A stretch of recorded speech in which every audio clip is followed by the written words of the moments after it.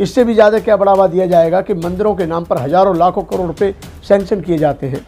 महाकुंभ के मेलों के लिए बहुत सारे बड़े भारी संख्या में लाखों करोड़ रुपए बर्बाद किए जाते हैं।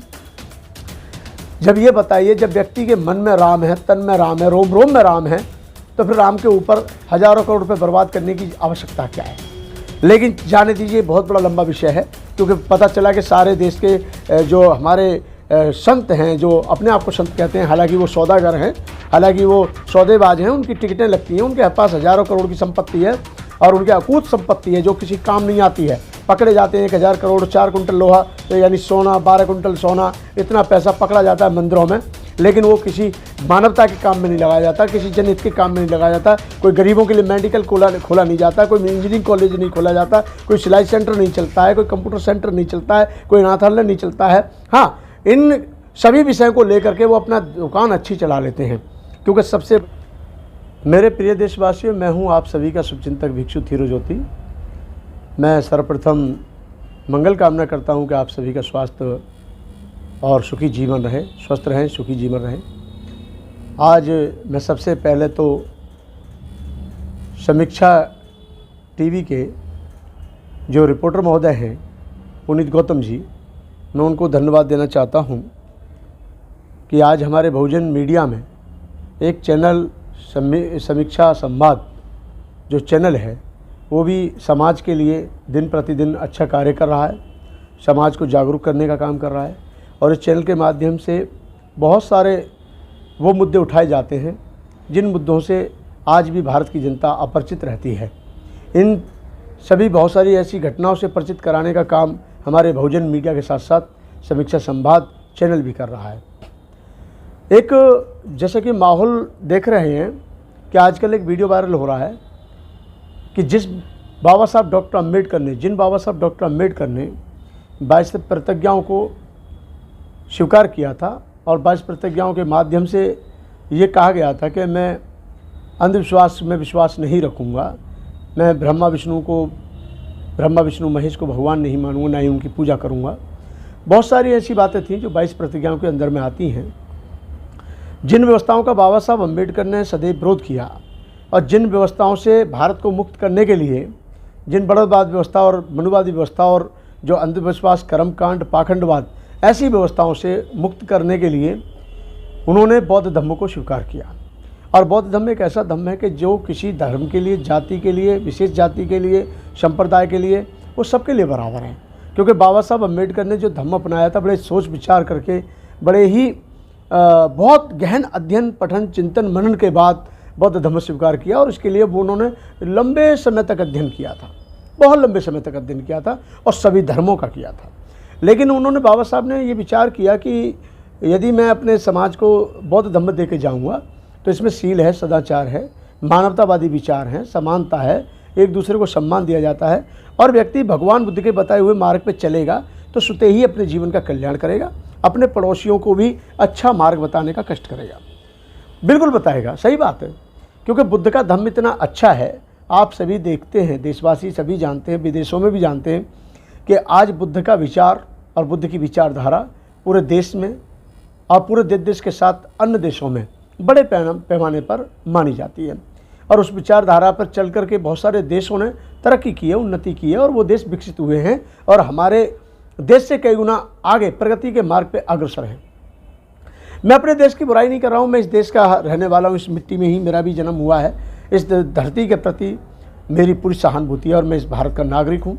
और मैं बड़ा गौरव करता हूँ कि ऐसा भारत जिसमें बुद्ध ने जन्म लिया, महावीर स्वामी ने जन्म लिया, गुरु नानक जी ने जन्म लिया और भी न जाने महान विभूतियों ने जन्म लिया। लेकिन अफसोस इस बात का है कि जिन जिन महापुरुषों ने इस कर्मकांड को मुक्त करने की बात की, पाखंडवाद को मिटाने की बात की और अंधविश्वास को, अंधश्रद्धा को, इसको मिट्टी में दफन करने की बात की और उन्होंने अच्छे विचारों की स्थापना की, ऐसे महापुरुषों के विचारों को ज़मीनों में दबाया जाता है, दफनाया जाता है। पर यह भी आप जानते हैं कि सत्य कभी छुपता नहीं है। आज कहीं पे भी जब खुदाई होती है तो वहाँ पर किसी और के तो अवशेष नहीं मिलते, लेकिन वहाँ बुद्ध के अवशेष ज़रूर पाए जाते हैं। तो आज मैं इस बात को इसलिए कह रहा हूँ कि सत्य कभी मिटता नहीं है। ये कर्म कांड को बढ़ावा देने वाली भारतीय जनता पार्टी, कर्म कांड को देने वाली बढ़ावा जो वर्तमान सरकार है, इससे भी ज़्यादा क्या बढ़ावा दिया जाएगा कि मंदिरों के नाम पर हज़ारों लाखों करोड़ रुपए सैंक्शन किए जाते हैं। महाकुंभ के मेलों के लिए बहुत सारे बड़े भारी संख्या में लाखों करोड़ रुपए बर्बाद किए जाते हैं। जब ये बताइए, जब व्यक्ति के मन में राम है, तन में राम है, रोम रोम में राम है, तो फिर राम के ऊपर हज़ारों करोड़ रुपए बर्बाद करने की आवश्यकता क्या है।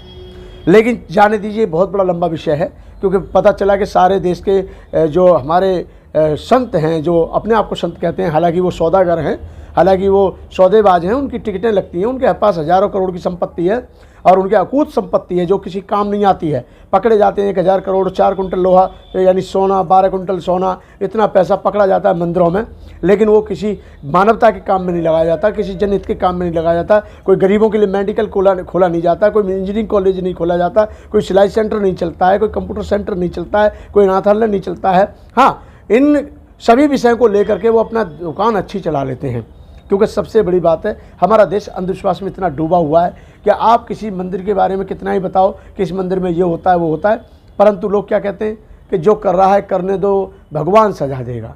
और आप जान रहे हैं कि बैठा हुआ मंदिर में जो पंडित है वो अच्छे से जानता है कि भगवान हो तो वो भी डरे, लेकिन भगवान है ही नहीं। जिस देश के मंदिरों में ही बलात्कार होता हो 9 साल की बच्ची के साथ दिल्ली में, और मंदिर में बलात्कार हो रहा है और कोई भगवान उसे बचा नहीं रहा है, तो आप अंदाज़ा लगा सकते हैं इसका मतलब कुछ नहीं है। जिस मिट्टी की प्रतिमा में प्राण प्रतिष्ठा डालने का काम हमारे देश के पंडित पुजारी करते हों, हमारे देश के ब्राह्मण करते हों, तो आप सोचिए कि उसमें प्राण प्रतिष्ठा डालने वाला कौन है? इंसान है। जिस राम मंदिर का फैसला संविधान के बदौलत आता हो, हालांकि वो उस फैसले से कोई संतुष्ट नहीं है, क्योंकि हमारे देश में आजकल एक ही महापुरुषों पर विश्वास था, यानी माननीय उच्च न्यायालय पर, और माननीय उच्च न्यायालय पर ही विश्वास करते थे और आज भी करते हैं। सब कहते थे, सब सोचते थे कि जब सुप्रीम कोर्ट का न्याय आएगा तो सबके लिए न्याय मिलेगा और सबके लिए अच्छा न्याय मिलेगा, लेकिन वह भावना बौद्धों की कुचली गई और बौद्धों की भावनाओं के साथ खिलवाड़ किया गया, क्योंकि उनकी याचिका पर सुनवाई भी नहीं की, उस याचिका को ठीक से देखा भी नहीं, और जिन आदरणीय प्रधान न्यायाधीश महोदय जी ने जजमेंट दिया था वो आज राज्यसभा में मेंबर ऑफ पार्लियामेंट बने हुए हैं। तो आप साफ जाहिर है कि ये पहली बार ऐसा हुआ है कि कोई सुप्रीम कोर्ट का जज जो अपने आप में जो राष्ट्रपति को शपथ दिलाते हों, प्रधानमंत्री को शपथ दिलाते हों, और वो व्यक्ति आज राज्यसभा में बैठे हुए हैं, तो आप अंदाजा लगा सकते हैं कि मामला कैसा चल रहा है। जाने दीजिए, मैं अभी वर्तमान की हालत पर एक बात बोल रहा हूँ कि बाबा साहब अम्बेडकर ने जो अंतिम सांस ली वो 26 अलीपुर रोड पे ली। अब पूरा देश नहीं विदेश भी जानते हैं कि 26 अलीपुर रोड एक ऐसा रोड है, एक ऐसी वहाँ कोठी है, वो कोठी नहीं है, वो एक आस्था का केंद्र बन चुका है। वो बाबा साहब अम्बेडकर में विश्वास रखने वाले लोग, बाबा साहब अम्बेडकर के अनुयायी लोग, बाबा साहब के पदचिन्हों पर चलने वाले लोग, बाबा साहब अम्बेडकर के नारा देश के साथ साथ विदेशों में पहुंचाने वाले लोग उसको आज अपना आस्था का केंद्र मानते हैं। कौन सा? 26 अलीपुर रोड पे जो स्थित 26 नंबर कोठी है उसको। और आप ये देखिए कि उसी कोठी में हवन किया जा रहा है, विश्वकर्मा पूजा की जा रही है उसी कोठी में। और इतना ही नहीं, जो बाबा साहब अम्बेडकर के नाम पर 26 अलीपुर रोड के साथ साथ 15 जनपद मेमोरियल बना हुआ है। 15 जनपद में जहाँ कभी अम्बेडकर प्रतिष्ठान केंद्र का वो होता था कार्यालय, वो आज अम्बेडकर मेमोरियल बना दिया गया है, वहाँ पे भी शिव जयंती मनाई गई। तो इससे आप अंदाज़ा लगा सकते हैं कि फिर से बाबा साहब अम्बेडकर का हिंदूकरण किया जा रहा है। जिन बाबा साहब अम्बेडकर ने इन चीज़ों का विरोध किया था, उन्हीं को बढ़ावा देने के लिए आज की सरकार के इशारे पर कुछ लोग कर रहे हैं, क्योंकि वो जानते हैं ये करके देने वाले चले जाते हैं। पहली बात तो ये मैं पूछ रहा हूँ, वहाँ जब ये पूजा की जा रही थी तो वहाँ के सभी गार्ड्स क्या कर रहे थे? जब ये वहाँ पूजा की जा रही थी तो वहाँ पे जो मौजूदा गार्ड थे उन्होंने इंक्वायरी क्यों नहीं की? वो कैसे अंदर प्रवेश हुए? हालांकि जो भी पंडित वहाँ आए होंगे वो अकेले तो नहीं आए होंगे, 2-4 भी उनके लोग साथ भी होंगे, लेकिन ये प्रशासन के होते हुए, गार्डों के होते हुए, जिम्मेदार व्यक्ति के होते हुए वहाँ इतना बड़ा ये षड्यंत्र कैसे हो गया? हम एक बात जानते हैं कि जब यही करना तो फिर एक काम करो, ये जो आपका जामा मस्जिद है इसमें भी हवन करके दिखाओ, जो चर्च बने हुए हैं उसमें भी हवन करके दिखाओ। लेकिन बात ये नहीं है, बात यह कि भारत के बौद्ध सीधे साधे भोले भाले हैं और उनकी सादगी का लोग फ़ायदा उठाते हैं, क्योंकि बाबा साहब अम्बेडकर ने सारी लड़ाइयाँ शांतिपूर्वक लड़ाई और उन्होंने सफलता पाई। बाबा साहब अम्बेडकर ने एक कलम से न जाने कितने अनगिनत नहीं हजारों करोड़ लोगों को पूरे देश और देश में विदेशों में भी जो बैठे हैं उनके अंदर स्वाभिमान जगाने का काम किया। बाबा साहब अम्बेडकर को कई देशों के बड़े बड़े लोगों ने अपना आइडियोलॉजी मान लिया। बाबा साहब अम्बेडकर को कई बड़े बड़े देशों के राष्ट्रपतियों ने अपना आदर्श माना है। तो इसके लिए हमारे लिए बड़ा गौरव होना चाहिए कि हम उस भारत में पैदा हुए जहां बाबा साहब अम्बेडकर पैदा हुए। और हमारे लिए मैं यही अपील करूंगा कि हम सब के लिए बड़े शर्म की बात है कि आज सत्ता हम देने वाले, हम सब लोगों ने मिलकर के वोट दिया। हालांकि वोट हम लोगों ने नहीं दिया था क्योंकि वो ईवीएम के सहारे से वो लोग जीते थे, लेकिन जो वोट के लिए वो सबके पैरों में गिरते हैं और वोट पाने के बाद, सत्ता में आने के बाद वो सबके ऊपर शोषण करते हैं। आज ये कहते हैं, हर व्यक्ति कहता है संविधान बचाओ, संविधान बचाओ, संविधान बचाओ। संविधान में अब रखा ही क्या है? संविधान तो बदला जा चुका है, सारी परंपराएं तो संविधान वाली लागू हो रही हैं। आप ये देख रहे हैं दूसरी वाले संविधान की, बाबा साहब डॉक्टर अम्बेडकर ने जो कहा था कि संविधान चलाने वाले अच्छे हुए तो अच्छा सिद्ध होगा और संविधान चलाने वाले गलत हुए तो गलत सिद्ध होगा। तो ये बात सही बात है। आज संविधान गलत लोगों के हाथ में है। जब तक 2014 से पहले एक पढ़े लिखे योग्य विद्वान शास्त्रार्थ और बहुत ज़्यादा उच्च कोटि के विद्वान लोग थे जिनके हाथ में संविधान था, उन्होंने संविधान की गरिमा को बचाए रखा और उन्होंने संविधान चलाया। और संविधान चला तो जनता को नौकरी मिली, जनता को स्वास्थ्य मिला, जनता को सुरक्षा मिली और जनता को न्याय भी मिला। लेकिन आज हमारे देश की बेटियां पार्लियामेंट पे आंदोलन करती हैं। एक तरफ नारी सशक्ति की बात की जाती है और एक तरफ वहाँ पर महिलाओं को पीटा जाता है बुरी तरह से। जिस दिन पार्लियामेंट का उद्घाटन होता है तो ये क्या है? ये वो संविधान नहीं है जो बाबा साहब अम्बेडकर का था। बाबा साहब अम्बेडकर के संविधान के अनुसार तो उन्होंने जो आरोप लगाया था वही काफ़ी है, वही काफ़ी था। तो ब्रजभूषण तो अब तक जेल में होने चाहिए थे। मेरे प्रिय देशवासियों, मैं यही कहूँगा कि आज आवश्यकता है हम सबको एकजुट होने की। और बाबा साहब ने जो कहा था, शिक्षित बनो, संगठित रहो, संघर्ष करो। तो शिक्षित तो बने, संगठित इतने हुए कि आज लगभग लाखों संगठन बन गए। तो ये टूट फूट के कारण ही आज हम पर कोई भी व्यक्ति राज करके चला जाता है। हमारी जनता ज़्यादा है, हमारे पास वोट बैंक ज़्यादा है, हमारे पास संपत्ति भी बहुत हो गई है, लेकिन हम इकट्ठी संपत्ति यूज नहीं कर पाते, एक साथ उस धन को नहीं लगा पाते, एक साथ अपनी शक्ति भी नहीं लगा पाते और एक साथ अपना संगठन का प्रदर्शन भी नहीं कर सकते। आज आवश्यकता है भारतीय संविधान को बचाने के लिए हम सबको एकजुट होने की आवश्यकता है। और हम एक नहीं होंगे, हमारे वोट एक जगह नहीं जाएगा, हमारा वोट बैंक का पावर नहीं दिखेगा, तो हम सत्ता दे करके गलत लोगों के साथ हाथों में और हम कहेंगे कि आप हमें न्याय दो, तो वो न्याय नहीं देगा, भीख देगा। और भीख की आप जानते हैं कि कोई सीमा नहीं होती। भीख में वो टुकड़ा ही देगा, भीख में वो एक रोटी दे देगा, भीख में वो कुछ चंद पैसे दे देगा, भीख में वो आपका पूरा तन नहीं ढकेगा, कुछ कपड़े की छोटी से हिस्सा दे देगा। भीख में वो आपको कोई मकान दौलत नहीं देगा, मकान नहीं देगा, भागीदारी नहीं देगा, हिस्सेदारी नहीं देगा। वो जब भी देगा आपको टुकड़े देगा। तो सत्ता देने वाले भारत की जनता 85% और न्याय मांगने वाली मोहताज, राज करने वाले 15%, कुछ चंद लोग हैं जो राज कर रहे हैं और न्याय मांगने वाली 85% जनता। ये बड़े दुख की बात है। यानी वोट हमारा, राज तुम्हारा, ये कहने वाली बहुजन समाज पार्टी का नारा ये गलत नहीं है। बात तो सही है कि 85% लोग आज भुखमरी के दायरे में जी रहे हैं, बेरोजगार के लिए तरस रहे हैं, बेटियां बहुएं इज्जत के लिए तरस रही हैं, मान सम्मान के लिए बुजुर्ग तरस रहे हैं। हमारे देश में महिलाएं आम तौर पर पिटती हैं।